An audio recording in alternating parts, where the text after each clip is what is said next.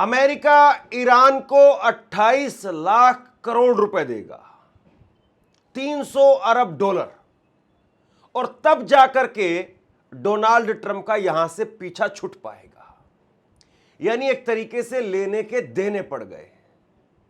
आपने वो पिक्चर तो जरूर देखी होगी, 3 इडियट, और उस 3 इडियट पिक्चर के अंदर आमिर खान, जिनको सब ऐसे ही मानते थे, कोई कुछ ये मानता था कि भाई ये तो कैपेबल नहीं है, फुकरे आदमी एकदम से, इनके बस की बात नहीं है, और इस सिस्टम से बिल्कुल अलग चलता है आमिर खान, रेंचो। और फिर आखिरी में कहते हैं, साहब जापना तुसी ग्रेट हो, तोहफा कबूल करो। कुछ उसी तरीके से ट्रंप बाबू कह रहे हैं कि लो जनाब, ये लो 28 लाख करोड़ रुपए लो, हर्जाना दे रहा है अमेरिका, और कह रहा है तोहफा कबूल करो।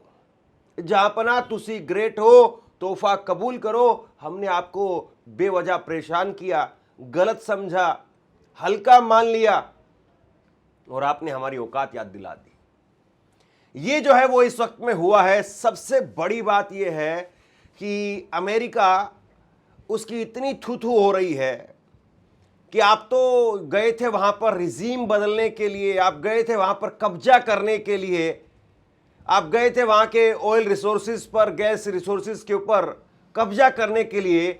आप वेनेजुएला की भांति अयतुल्ला अली खामेनी साहब को शहीद करके उस मुल्क पर कब्जा करना चाहते थे, लेकिन साहब लेने के देने पड़ गए। और ये 28 लाख करोड़ रुपए कितना होता है, क्योंकि हमारे आपके लिए तो समझ से परे की बात है इतना पैसा। 28 लाख करोड़ रुपए का मतलब ये होता है, अगर मैं इसको समझाने की कोशिश करूं आपको, भारत की जो एक साल का भारत का जो बजट होता है वो 50 लाख करोड़ रुपए का होता है, जबकि भारत की जो जनसंख्या है वो 140 करोड़ 150 करोड़ के आसपास भारत की जनसंख्या आज की तारीख में मानी जाती है। और ईरान की जो जनसंख्या है, आबादी है, वो केवल 9 करोड़ है। इसको और थोड़ा छोटे अंदाज में समझिए, यूपी जिसकी 24 करोड़ की आबादी है यूपी की, और यूपी का जो बजट है एक साल का वो 8 लाख करोड़ रुपए है, और यहां पर 28 लाख करोड़ रुपए दिए जा रहे हैं।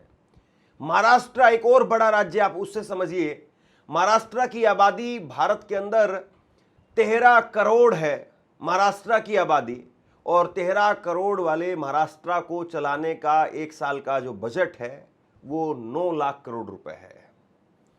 यानी जितना पैसा यूपी को चलाने में लगता है उससे 3 गुना ज्यादा पैसा ईरान को दिया जा रहा है। पूरे भारत को चलाने के लिए जितना पैसा लगता है, जितना पैसा खर्च होता है, उसका आधे से ज्यादा पैसा वो ईरान को दिया जा रहा है। और इस पैसे से ईरान अपनी, जाहिर सी बात है, जो यूनिवर्सिटी, स्कूल, कॉलेज जो तबाह किए गए हैं, पुल तोड़े गए हैं, उन सबको फिर से खड़ा करेगा। और सबसे पहले जो पब्लिक इंफ्रास्ट्रक्चर है उसको तैयार किया जाएगा, और उसके बाद में ईरान अपना जो सैन्य क्षमता है उसको भी दोबारा से उसी तरह से करेगा। लेकिन ये तो एक बात हो गई। अब दूसरी बात क्या है? दूसरी बात यह है कि साहब जुम्मे को 19 तारीख को जनेवा में ये बैठक होगी, और ये कहा जा रहा है, न्यूयॉर्क टाइम्स ने ये खबर रिपोर्ट की है, मैं आपको आगे बताऊंगा, जिसमें कहा गया कि डील साइन हो चुकी है। औपचारिक तौर पर दोनों देशों के नेता मिलेंगे, जिसमें ट्रंप बाबू को नहीं बुलाया है। ईरान ने ट्रंप से मिलने से साफ इनकार कर दिया है कि हम उस आदमी से, उस शख्स से बिल्कुल नहीं मिलेंगे जो हमारे लोगों के बारे में कुछ कुछ बातें, अनाप शनाप बातें कहता है और हमारे लोगों के ऊपर बम मारने के लिए साइन करता है। उस आदमी से हम मुलाकात नहीं करेंगे, उससे हाथ नहीं मिलाएंगे हम। और जेडी वेंस, अमेरिका के उपराष्ट्रपति जो पाकिस्तान भी गए थे, वो जेनेवा में जा रहे हैं। और जेडी वेंस और उधर से ईरान की तरफ से ईरानी संसद के स्पीकर मोहम्मद गालिबफ, इन दोनों के नेतृत्व में ईरानी और अमेरिकी डेलीगेशन उसकी मुलाकात होगी, और औपचारिक तौर पर वहां पर दोनों के बीच में एमओयू वो आदान प्रदान किया जाएगा। यानी दोनों की तरफ से जो लिखित शर्तें हैं वो एमओयू आदान प्रदान किया जाएगा, और उसके बाद में 60 दिन का समय और दिया जाएगा। लेकिन मैंने कल भी आपको कहा था, कुछ लोग हैं जो नमक का कटोरा हाथ में लेकर के बैठे हुए हैं, और वो है इजराइल। और इजराइल वो नहीं चाहता कि ये डील किसी तरीके से हो, क्योंकि इसमें लेबनान को भी शामिल किया गया है, और अमेरिका ने बाकायदा लेबनान के ऊपर गारंटी दी है। इजराइल ने कहा है कि साहब, हम इस डील का हिस्सा नहीं है, ना हम इसके पार्टनर हैं, ना इसकी पार्टी है। हम लेबनान के ऊपर किसी भी प्रकार से समझौता नहीं करेंगे। ये ट्रंप की डील है, अमेरिका की डील है, ट्रंप जाने अमेरिका जाने, हम इसमें किसी प्रकार से शामिल नहीं होंगे। ये जो है वो इजराइल की तरफ से कहा गया है। अब जाहिर सी बात है, इजराइल वो जानता है कि अगर लेबनान के ऊपर उसने अपना हक छोड़ दिया तो फिर नेतन्याहू वो जेल तो उनको जाना ही है, क्योंकि जिस तरीके से उन्होंने वॉर क्राइम किए हैं, उनकी कुर्सी भी चली जाएगी। और दूसरी तरफ विपक्ष के नेता जो इजराइल के अंदर हैं, और इजराइल में देखिए, आप चाहे सत्ताधारी पार्टी हो चाहे विपक्ष हो, उसमें ऐसा नहीं है कि कोई फर्क है किसी पार्टी के अंदर। नरसंहार को लेकर के सारी पार्टियां उतावली है। वहां पर एक बहुत बड़ा तबका है जिसको लाशें देख करके मजा आता है, लोगों की बर्बादी देख करके मजा आता है। और ये वो लोग हैं जो कहते हैं कि हम पर हिटलर ने जुल्म ढाए। तो देखिए साहब, किस तरीके से कहानियां गढ़ी जाती हैं। खैर, अब जो विपक्ष के नेता है वहां पर इजराइल के अंदर, वो भी कह रहे हैं कि भाई ट्रंप को साफ साफ कह दे नेतन्याहू, ये हमारा अपना आंतरिक मामला है, हम किससे क्या संबंध रखेंगे, और इसमें अमेरिका को कोई लेना देना नहीं है।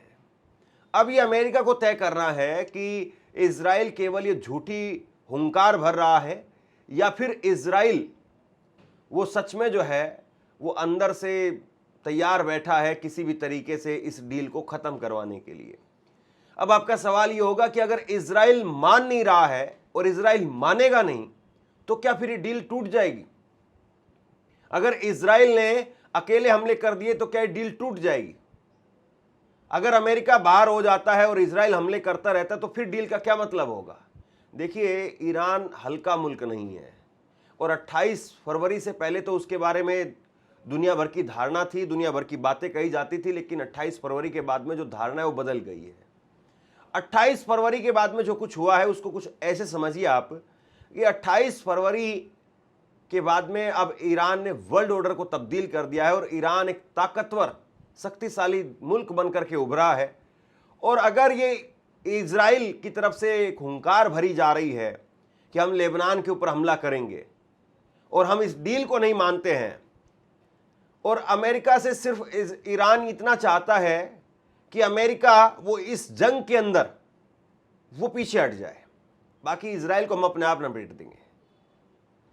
मतलब कि अगर अरब देश साथ में नहीं आएंगे और अगर इजराइल लेबनान के ऊपर हमला करेगा, तो जाहिर सी बात है ईरान फिर लेबनान को ताकत देगा, हिजबुल्लाह को ताकत देगा, और उधर से हिजबुल्लाह मारेगा और इधर से ईरान मारेगा, और इजराइल का कचुम्बर निकाल देंगे। समझे आप? और दूसरी बात यह है कि इजराइल के अंदर इतनी क्षमता नहीं है कि जब वो अरब देशों को साथ में लेकर के, अमेरिका को साथ में लेकर के जंग नहीं लड़ पाया, तो भला वो अकेले कहां से जंग लड़ पाएगा? अकेले जंग लड़ने की ईरान के साथ में उसकी औकात नहीं है।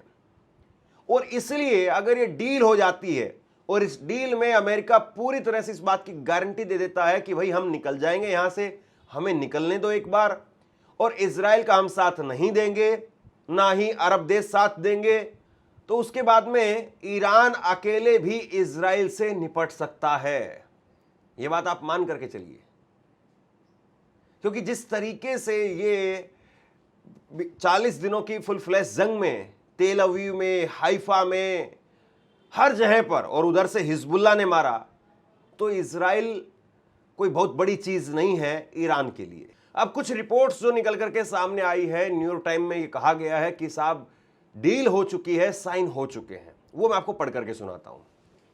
न्यूयॉर्क टाइम्स के मुताबिक एक अमेरिकी अधिकारी ने बताया कि ट्रंप, जेडी वांस और ईरानी संसद के अध्यक्ष मोहम्मद बागेर गालिबाफ डिजिटल रूप से हस्ताक्षर कर चुके हैं।